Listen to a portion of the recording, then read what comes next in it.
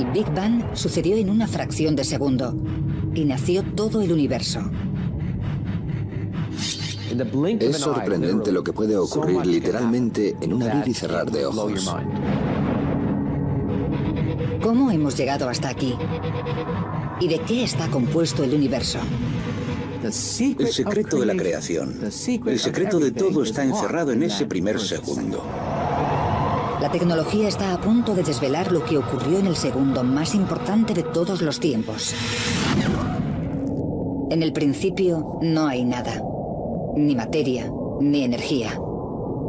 Ni siquiera espacio vacío. Porque el espacio en sí mismo no existe. El tiempo no pasa porque no existe. De la nada aparece una bola de fuego más pequeña que un átomo. 10 billones de veces más caliente que el núcleo del Sol. Lo que se convertirá en el universo explota desde una concentración millones de veces más pequeña que la punta de un alfiler.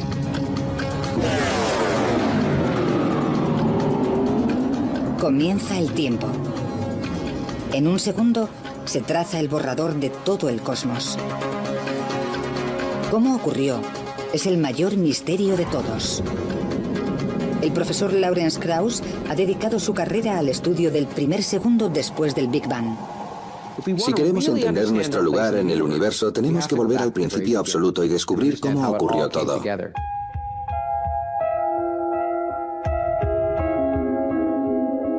Echar la vista atrás al instante de la creación es una idea nueva. La teoría del Big Bang está muy aceptada. Pero el concepto tiene menos de un siglo de antigüedad. Una de las cosas que tenemos que observar con perspectiva es lo reciente que es nuestra comprensión del universo. Hace 80 años la opinión más aceptada en la ciencia era que el universo era estático y eterno, que había estado siempre. Pero eso cambia en 1929. En el observatorio del Monte Wilson, en California, Edwin Hubble estudia la luz de las galaxias. Observa que cuanto más lejana es la galaxia, más larga es la longitud de onda que emite.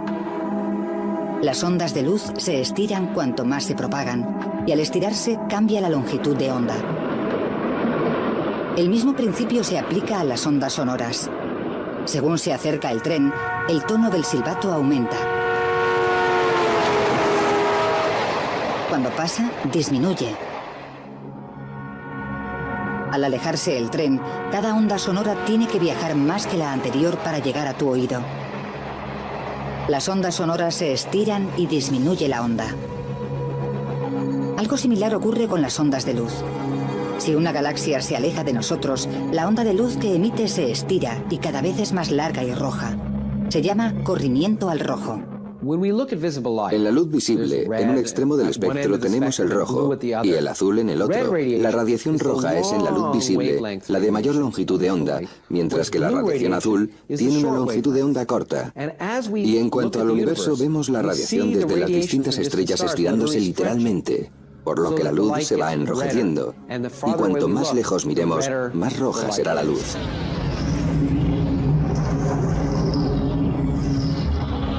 Las galaxias que nos rodean han cambiado a esta luz roja. Todas las galaxias lejanas, en todas direcciones, se están alejando de nosotros. Casi todas las galaxias se están alejando a más de 1,5 millones de kilómetros por hora. Si las galaxias se separan velozmente unas de otras, en algún momento deberían haber estado juntas. El universo se expande hacia afuera desde un solo punto. Es la primera prueba de que el universo tuvo un principio. El descubrimiento de Hubble condujo a un concepto radical, la teoría del Big Bang.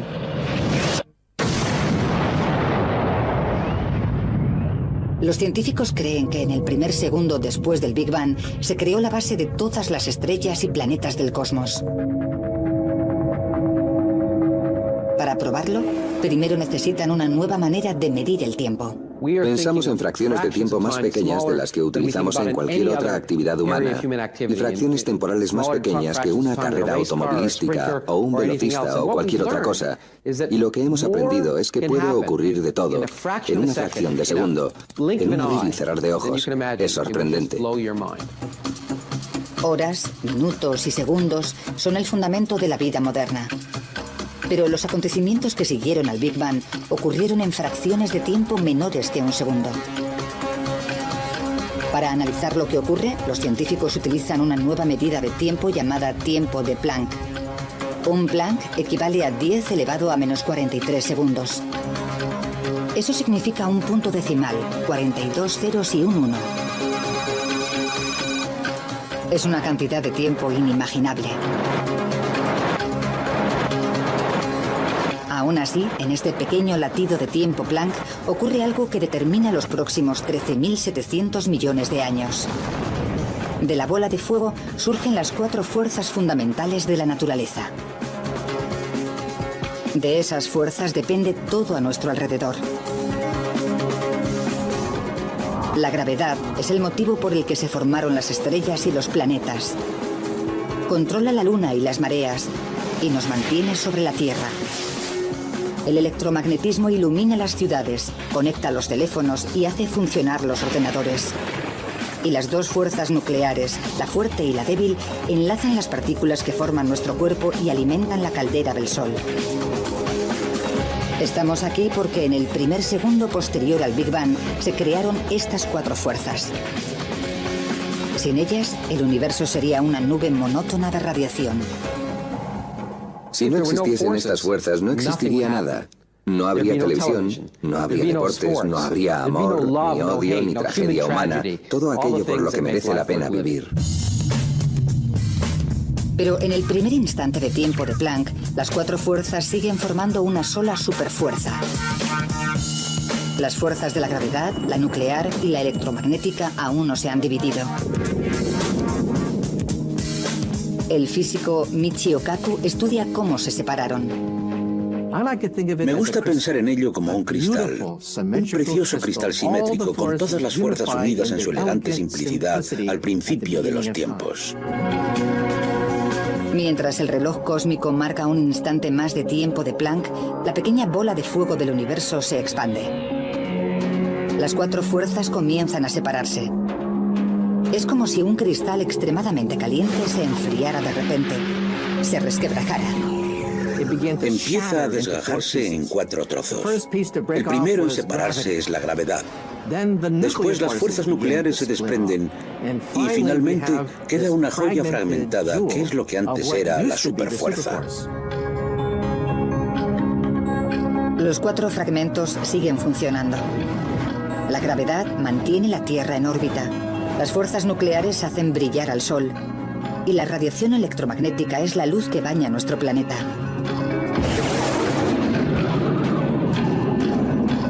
Solo hemos avanzado fracciones de segundo en nuestro viaje y ya se han establecido los cimientos de nuestro mundo. La bola de fuego del universo sigue siendo más pequeña que un átomo y está a 1000 billones de grados. Para descubrir cómo se expande el universo, los científicos utilizan telescopios tan potentes que pueden ver el pasado.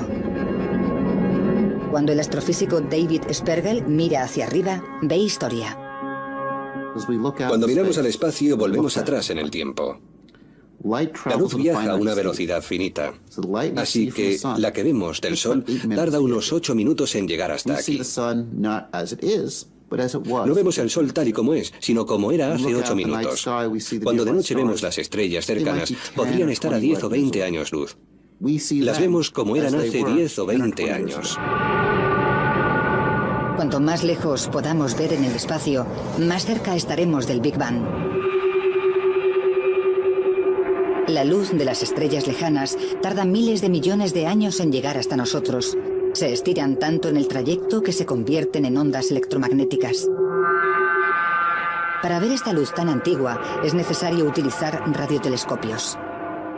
El radiotelescopio Horn Antenna de Nueva Jersey realizó un descubrimiento relacionado con el Big Bang completamente por casualidad.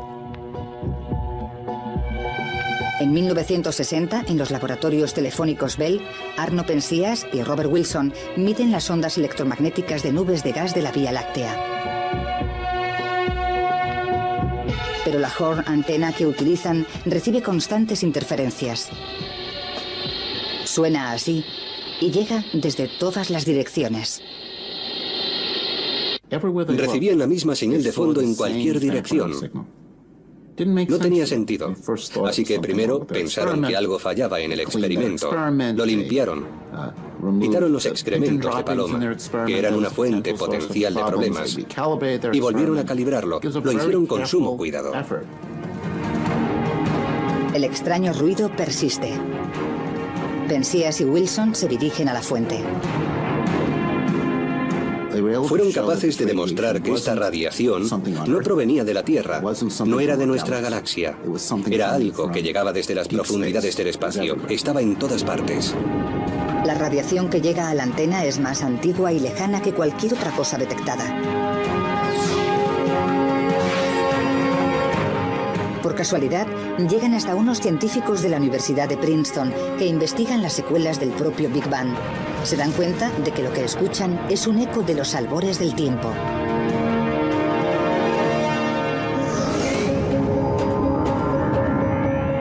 El Big Bang fue tan potente y tan caliente que aún quedan vestigios de ese calor. El calor comenzó como una radiación de rayos X extremadamente caliente. Al estirarse y enfriarse, se convirtió en luz visible, cambiando de azul a rojo, convirtiéndose en microondas y finalmente en ondas electromagnéticas. La radiación apenas perceptible se dirige constantemente a la Tierra. Se llama radiación de fondo de microondas cósmicas o CMB. La radiación de fondo de microondas cósmicas es el eco de la propia creación. Las brasas, los rescoldos de la onda de choque original que creó el universo. Si nuestros ojos captaran microondas, podríamos ver esta radiación. Y cada noche contemplaríamos el Big Bang. Mirando al cielo veríamos una explosión. Más de 13.000 millones de años después, hay una manera de observar este brillo cósmico a simple vista. Enciende la televisión, no sintonices ningún canal. Un porcentaje de la electricidad estática que se ve en la pantalla es radiación del Big Bang. Esta radiación cósmica está relacionada directamente con el Big Bang. También revela que el universo entró en una nueva fase. En menos de una billonésima parte de un segundo después de su creación. La radiación cósmica es la clave para descubrir qué ocurrió después. Unos cuantos instantes de tiempo de Planck en nuestro reloj cósmico y la bola de fuego del universo se transforma. En un instante, el universo es 1000 millones de veces más pequeño que un átomo. En el siguiente, se hincha hasta alcanzar el tamaño de una pelota de béisbol. En este momento crece más que en los 13.700 millones de años siguientes. Los científicos conocen esta rápida expansión como inflación, y la prueba perdura en la radiación cósmica que quedó tras el Big Bang. Como la electricidad estática de la televisión, la radiación cósmica parece tan constante y uniforme que ofrece un rompecabezas a los científicos. Cuando medimos las radiaciones de fondo de microondas cósmicas en esa dirección, la temperatura es idéntica a la de aquella dirección. Es lo mismo en todas. La única explicación es que el universo se hincha infinitamente más rápido que la velocidad de la luz. La inflación expande la bola de fuego del universo equitativamente, como cuando se infla un balón, con un espectacular soplo de energía. Para hacernos una idea, es como comprimir un muelle. Apretamos cada vez más fuerte y se hace más y más pequeño, y además almacenamos una cantidad ingente de energía en ese muelle. Cuando lo soltamos, explota. La energía almacenada provoca una expansión exponencial del espacio.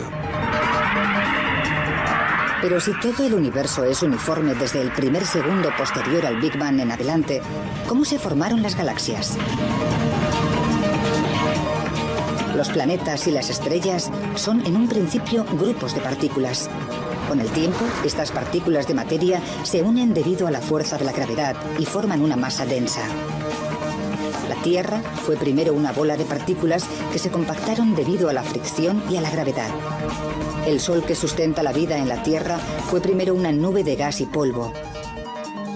¿Cómo se formaron estos grupos en primer lugar? En teoría, al principio, el universo sería grumoso, no uniforme. Para conocer la formación de las estrellas y planetas en el primer segundo tras el Big Bang, científicos de la NASA como David Spergel han desarrollado la sonda de anisotropía de microondas Wilkinson, o WMAP, una misión satélite para medir la temperatura de la radiación cósmica con mayor detalle que nunca. Aunque esta radiación está en todas partes, es apenas perceptible, y para observarla con detalle en el cielo es necesario salir de la Tierra o cualquier otra fuente que interfiera en la radiación. 7 a punto de despegar. 5, 4... La NASA lanza la sonda en el año 2001. Despegue del cohete Delta II para explorar el pasado y el futuro de nuestro universo. Podría conseguir la mejor instantánea del universo en su primer segundo de existencia. El lanzamiento fue extremadamente apasionante. Fue tenso, pero emocionante verlo subir y darnos cuenta de que funcionaba. La WMAP se encuentra a 1.600.000 kilómetros de la Tierra. Es tan sensible que puede medir la temperatura de la radiación cósmica en una millonésima parte de un grado. La WMAP lleva 5 años analizando el cielo al minuto. Está ahí con la Tierra y el Sol siempre detrás, mirando al espacio. El satélite da vueltas muy rápidamente y cubre una tercera parte del cielo cada hora. Gira y genera mapas de la radiación restante. La WMAP sigue a la Tierra en su órbita alrededor del Sol y analiza la temperatura de todo el cielo. Genera un mapa de temperatura detallado como este y revela algo destacable. Las manchas azules y rojas de este mapa de todo el cielo son pequeñas variaciones de la temperatura. Las pequeñas zonas azules representan regiones que están a una temperatura decenas de miles de veces menor que 1 grado. Las regiones rojas están un poco más calientes, así que estáis viendo las pequeñas variaciones térmicas en el cielo. La WMAP se remonta a 13.000 millones de años. Al evolucionar el universo, estas pequeñas ondas se convierten en grupos de partículas que aumentan cada vez más debido a la fuerza de la gravedad, haciéndose lo bastante densos como para desencadenar estrellas y galaxias. Este mapa muestra cómo era el universo el primer segundo después del Big Bang, la plantilla del enorme cosmos actual. Cuando la primera radiación de fondo de microondas cósmicas se hizo pública, la prensa dijo: ¡oh, la cara de Dios! Bueno, seamos realistas, no es la cara de Dios. Lo que es en realidad es la foto de un bebé, de cuando el universo era bebé. Por tanto, el descubrimiento de las radiaciones de fondo de microondas cósmicas figura como uno de los grandes descubrimientos de la ciencia.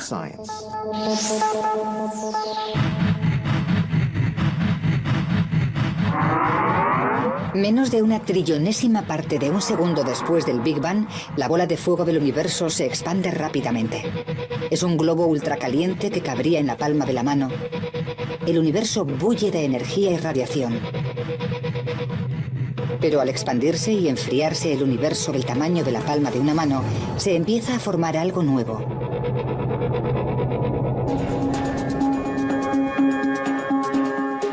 Solo una fracción de segundo después del Big Bang, el destino del universo ya está trazado. El Sol arde gracias a las fuerzas fraguadas hace 13.000 millones de años. Las estrellas y planetas se formaron debido a la manera tan rápida de expandirse del universo. La ciencia puede localizar el rastro de todo lo que vemos ahora hasta el primer segundo de la creación. Pero estamos aquí gracias a lo que ocurrió en los pocos instantes de tiempo de Planck. El universo está inundado de los componentes de la materia. Hasta el momento, según el reloj cósmico, el universo de los comienzos no era nada más que energía. ¿Cómo se convirtió esa energía pura en materia? Todo lo que te rodea está compuesto de materia. Donde estás sentado, el aire que respiras, todo el planeta está compuesto de materia. Y la materia está compuesta de átomos. Y en el primer segundo después del Big Bang se crean los ingredientes de los átomos. Pero cómo apareció la materia es algo que siempre ha desconcertado a los científicos. Hasta 1905, el momento en que Albert Einstein propone su ecuación más famosa. E es igual a m por c al cuadrado. La ecuación de Einstein nos dice que la energía, E, y la materia, m, son diferentes representaciones de lo mismo. La materia y la energía son intercambiables. Algunos científicos utilizaron posteriormente esta ecuación para crear el arma más destructiva de la historia, la bomba atómica. Da una pista de lo que ocurrió en el primer segundo. En una explosión nuclear, las partículas de materia se separan para producir una enorme cantidad de energía. Durante el Big Bang ocurre exactamente lo contrario. Una enorme cantidad de energía se transforma en materia. La ecuación de Einstein conduce a una conclusión. Mientras el universo bebé se expande y enfría, la energía pura del Big Bang se convierte en las partículas de materia que nos conforman. Estamos solo a un fragmento de segundo en nuestro viaje. Aparecen las primeras partículas de materia. El universo está 1 millón de veces más caliente que el núcleo del Sol. Demasiado caliente para que las partículas de materia se unan y formen átomos.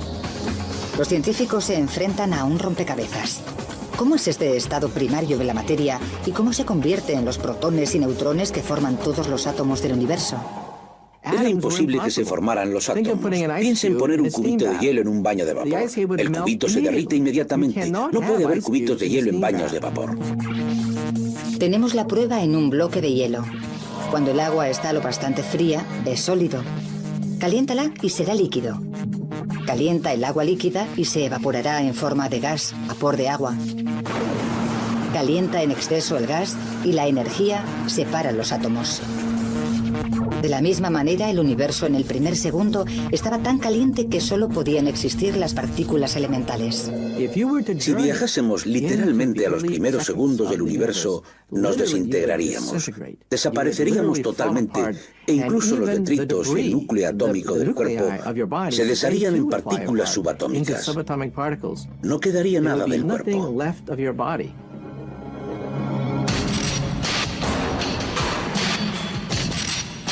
Solo hay una manera de ver los elementos que dieron lugar a la materia en el primer segundo posterior al Big Bang. Los científicos tienen que recrear las condiciones del Big Bang.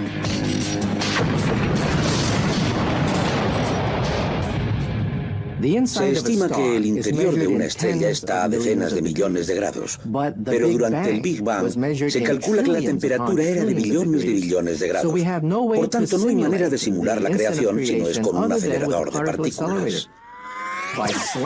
Chocando protones entre sí, podemos generar temperaturas que no se han dado desde el comienzo mismo del universo.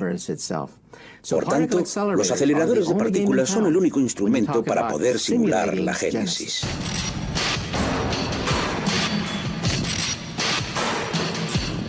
Este es el Laboratorio Nacional de Brookhaven en Long Island, el hogar del acelerador relativista de iones pesados o RHIC, un anillo de 3 kilómetros con 200 metros diseñado para romper el núcleo de átomos de oro a casi la velocidad de la luz.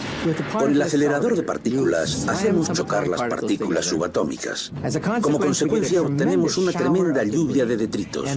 Y queremos entender lo que significa. Queremos saber lo que hay dentro. ¿Qué se esconde en esa colisión? La energía de la colisión es colosal. A pequeña escala genera el universo embrionario en el primer segundo. ¿Cómo?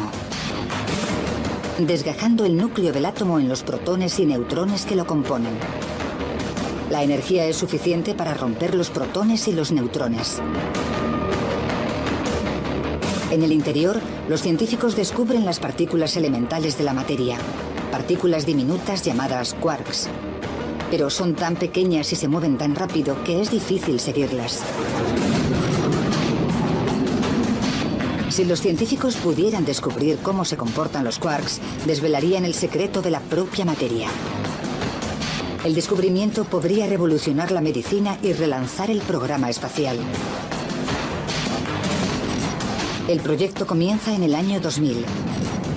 Al colisionar los núcleos de los átomos, se genera un chorro caótico de partículas. Se tardan 5 años en analizar los datos.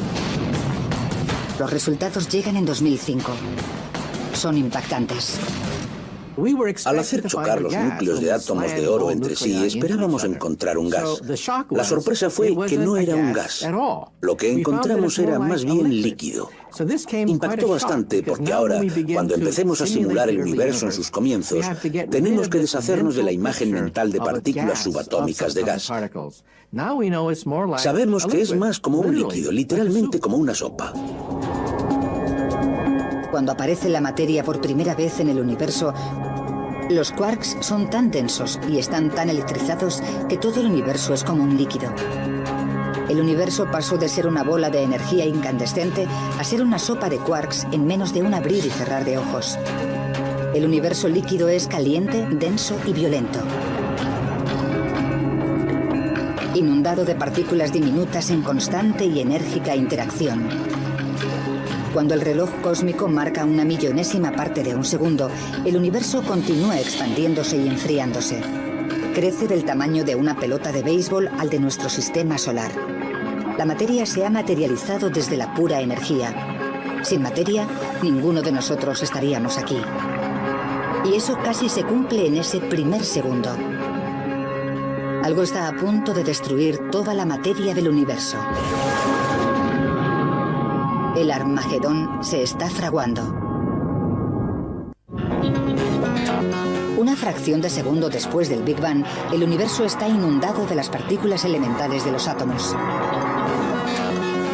Estas partículas diminutas de materia deben sobrevivir en un campo de batalla. Todo a nuestro alrededor está compuesto por la materia que se creó a raíz de la energía que generó el Big Bang. Cada molécula, cada átomo, cada quark.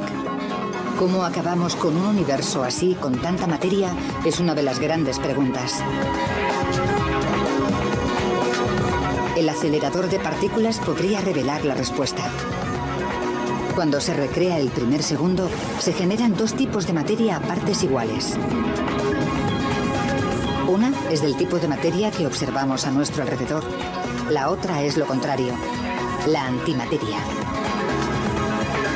La doctora Tara Shears explica qué son las dos caras de la misma moneda. Esta manzana está compuesta de materia y sabemos que cada partícula del universo tiene una pareja de antimateria que se creó en el Big Bang. La antimateria parece similar a la materia normal, pero no del todo. De hecho, es como su reflejo en un espejo. Por tanto, una antimanzana sería así. Pero la materia y la antimateria son enemigas mortales. No pueden coexistir. Fracciones de segundo después del Big Bang, el futuro del universo está en peligro. La materia y la antimateria están encerradas en una batalla a muerte. Ha pasado una millonésima parte de segundo del Big Bang y estalla la batalla. Cuando la materia y la antimateria chocan, el resultado es explosivo. Un conjunto de materia del tamaño de una manzana chocando con su antimateria equivalente generaría tanta energía como la de una bomba nuclear de 10 megatones. Si pudiésemos volver al verdadero universo naciente justo después del Big Bang, encontraríamos esta furiosa masa de materia y antimateria aniquilándose la una a la otra. Nos encontraríamos en medio de una batalla cósmica entre los dos bandos, en medio del fuego cruzado, por decirlo así. Al estar todas las partículas en un estado líquido superdenso, la materia y la antimateria se encuentran rápidamente y se destruyen entre ellas. ¿Cómo se generó un número equitativo y cada partícula de materia que choca con su antimateria es aniquilada? Toda la materia quedaría destruida nada más ser creada.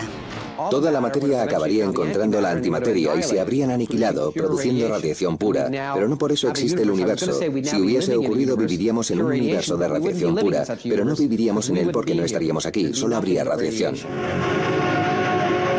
El caso es que el universo está lleno de materia. ¿Cómo venció a la antimateria? Es uno de los grandes misterios de la ciencia. Una teoría es que la antimateria es menos estable y se deteriora más rápidamente, provocando un pequeño desequilibrio entre la materia y la antimateria. Este pequeño desequilibrio acabó permitiendo a la materia aplastar a la antimateria. Sea cual sea la verdad, algo ocurrió justo después del Big Bang que inclinó la balanza a favor de la materia. La batalla terminó en ese punto. Y lo que quedó fue una pequeña cantidad de materia que generó el universo en el que vivimos. Eso significa que somos los restos de la batalla, somos los detritos, lo que quedó cuando todo lo demás estaba acabado. Los detritos formaron todo lo que hay a nuestro alrededor, desde el suelo que pisamos hasta la galaxia más lejana.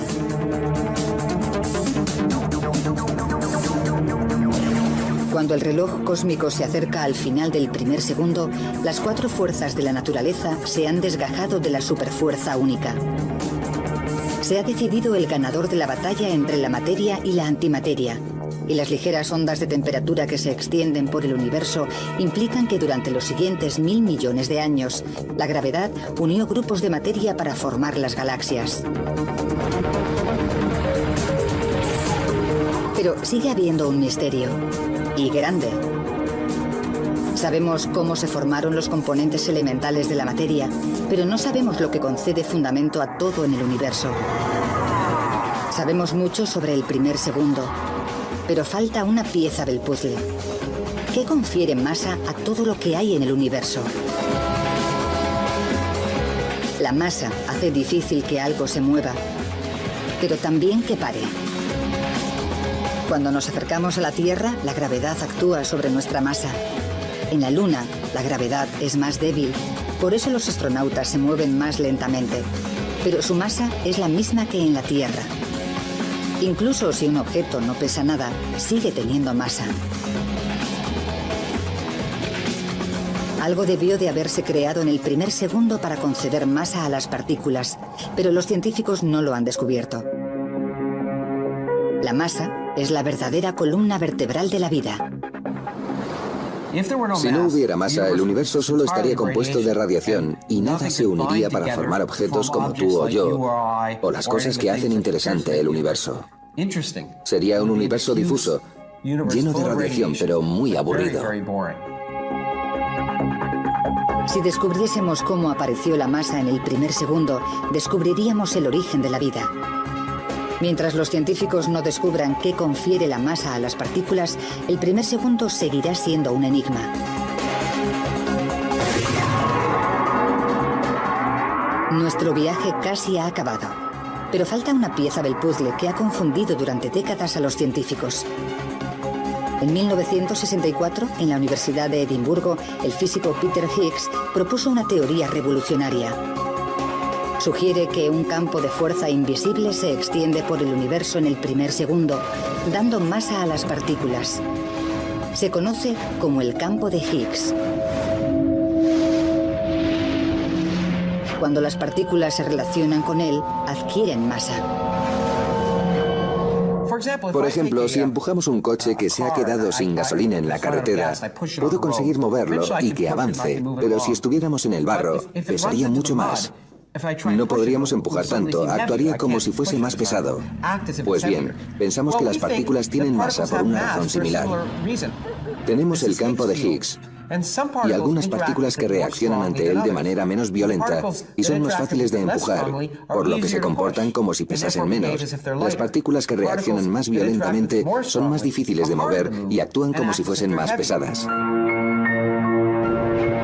Como el barro, el campo de Higgs se pega a todo. Cuando las partículas entran en el campo, ganan masa. Cuanto más contacto tengan con el campo, más masa ganarán. Los científicos creen que al campo de Higgs le arrastran sus propias partículas. Los periodistas la llaman la partícula de Dios. Los científicos la llaman el bosón de Higgs. Creen que identificando esta partícula podrían descubrir cómo llegamos aquí. Las matemáticas son buenas, pero ningún acelerador de partículas ha sido lo bastante potente como para encontrar el bosón de Higgs, hasta ahora.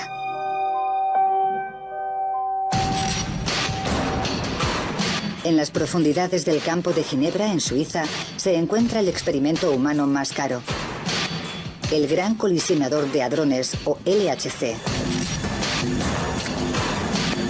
El acelerador de partículas más grande del mundo y la mayor oportunidad para encontrar el Higgs perdido.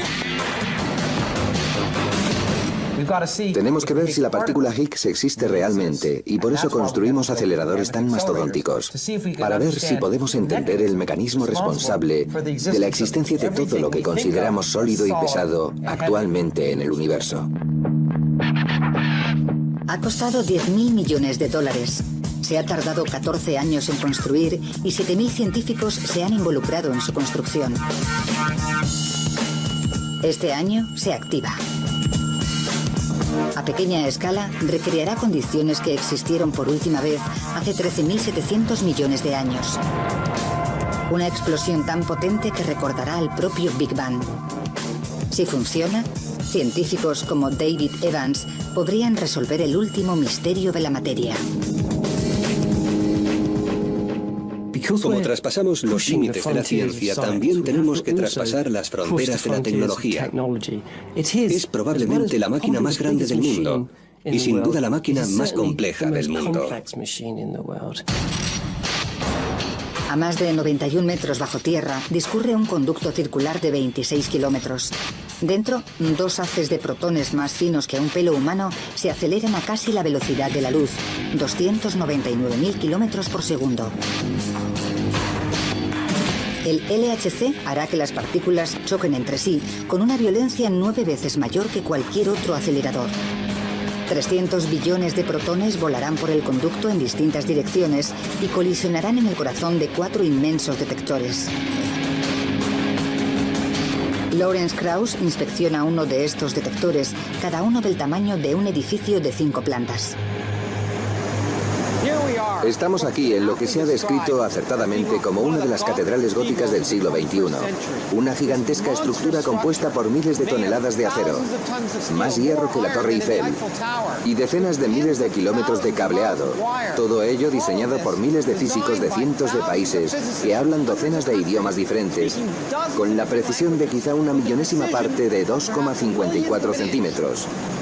Todo para detectar lo que ocurre aquí dentro. El LHC utiliza 4 de estos detectores gigantes a lo largo del conducto. El que esperan que encuentre el Higgs se llama Atlas.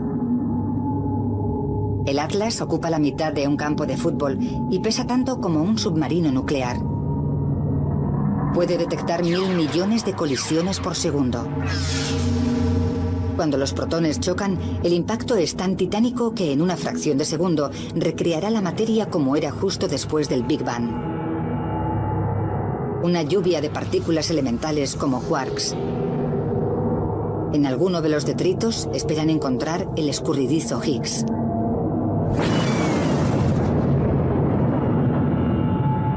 Pero encontrar una partícula en esta tormenta es como encontrar una mota de oro en una playa.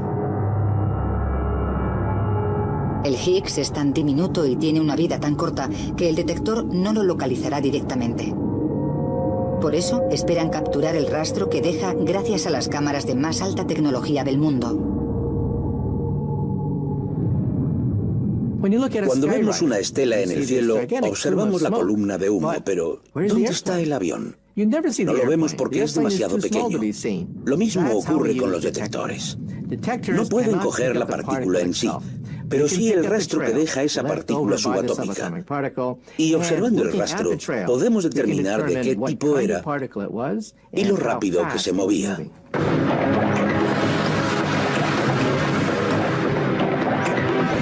El LHC nos proporcionará más información que cualquier otro instrumento del planeta. En un solo segundo, la cantidad de información que sale de las colisiones en el LHC y que manejarán estos detectores será mayor que la información contenida en todas las bibliotecas de todos los países del mundo. Esa información puede contener el secreto de la masa, la pieza que nos falta por conocer del primer segundo del universo y la puerta de acceso a la ciencia del futuro.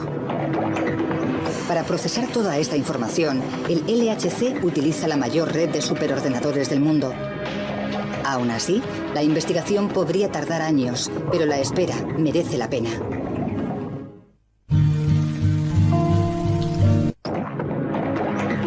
Este experimento podría desenmarañar finalmente la simple verdad de la base de nuestra existencia. Es una posibilidad que entusiasma a científicos de todo el mundo. Todavía no sabemos lo que conseguiremos con el LHC. Tenemos grandes expectativas de llegar a una mayor energía, menores magnitudes que nunca antes. Lo que conoceremos con el LHC cambiará nuestra idea del primer segundo del Big Bang. En la sala de control del LHC, el mayor experimento de la historia de la ciencia, comienza la cuenta atrás. El acelerador se comprueba, se sella y se enfría a temperaturas más bajas que las del espacio exterior. El LHC se ha diseñado, se ha construido y ahora las pruebas finales para ponerlo en funcionamiento se están llevando a cabo aquí mismo, en este momento. Esta máquina podría dar respuesta a uno de los mayores misterios de la vida. Es como estar presente en la creación.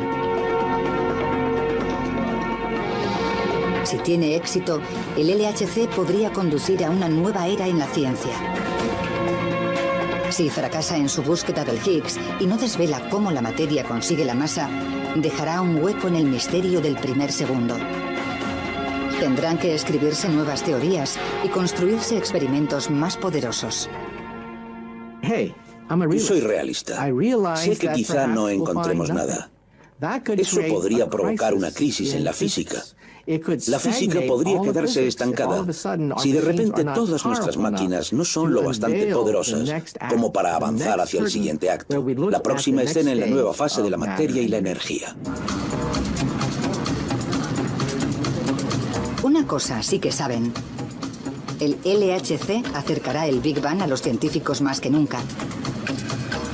Retrocederá 13.700 millones de años hasta el primer segundo del universo. El segundo más importante. El reloj cósmico llega a su último instante de tiempo de Planck. El universo tiene un segundo completo de edad. Unas 1000 veces el tamaño de nuestro sistema solar. Y está inundado de partículas de materia, el componente básico de todo lo que nos rodea. El universo está lo suficientemente frío para que en el mar de quarks estos se agrupen de 3 en 3, formando protones y neutrones. En la saga del universo, su primer capítulo determina el curso de la historia. En los próximos minutos, el universo se enfría lo suficiente como para que los protones y neutrones formen los primeros núcleos atómicos.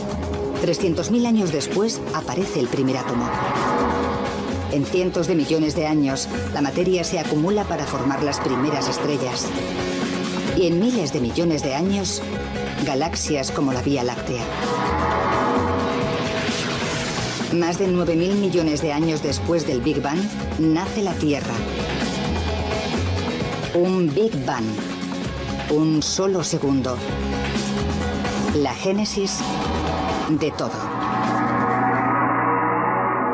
Para cuando acaba el primer segundo, el resto de la historia cósmica ya está escrito, incluido en última instancia el futuro del universo.